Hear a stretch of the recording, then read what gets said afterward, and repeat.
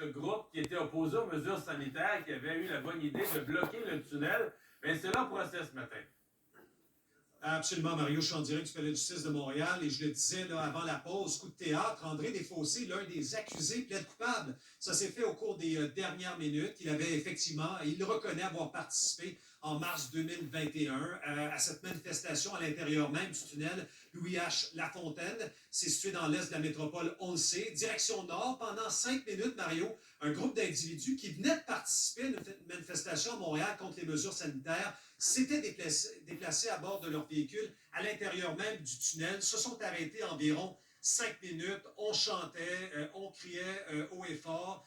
Et cette manifestation bien précise, Mario, dans le tunnel Louis H. Lafontaine, était, selon eux, en lien et pour manifester contre la brutalité policière. Parce que ce qu'on me raconte, ce que les accusés me disent, c'est que dans le cadre de la manifestation qui a précédé cet incident, celle contre les mesures sanitaires, des policiers du SPVM auraient été brusques à l'égard de certains manifestants et c'est ce qu'on voulait déplorer. Dans le tunnel, Mario, vous voyez les images qui ont été publiées sur les réseaux sociaux.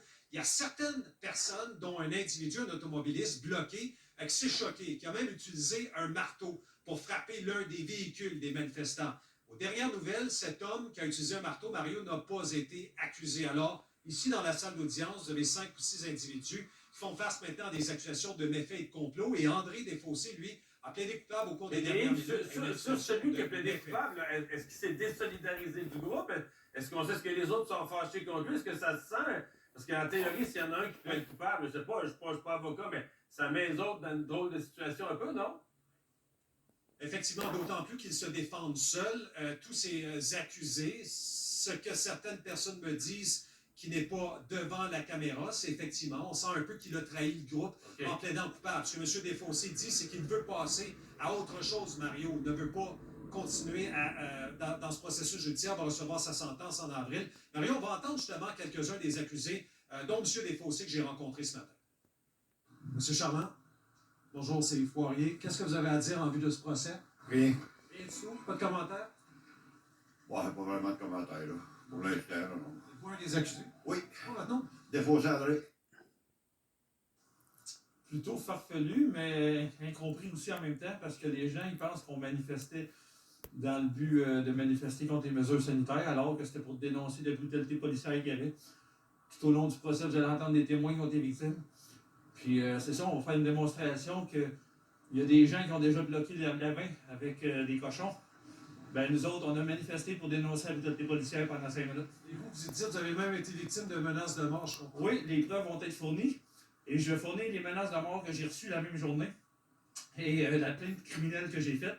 Et la lettre du DPCP, qui, malgré qu'une poursuite commerciale criminelle, il n'y a pas de déposition de fait.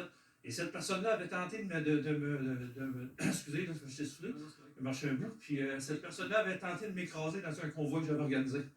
Que ça, les médias ont tout caché. Et ce procès-là, je vous garantis que la vérité va sortir.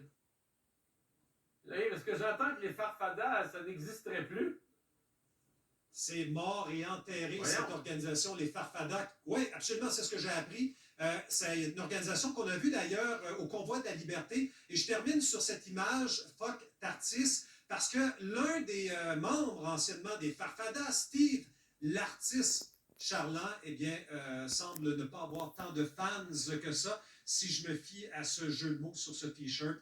De l'un des fondateurs, d'ailleurs, de l'organisation. Alors, il y a de la dissension, Mario. On suit ce procès durer 20 jours, absolument. Ouais. Merci, Yves.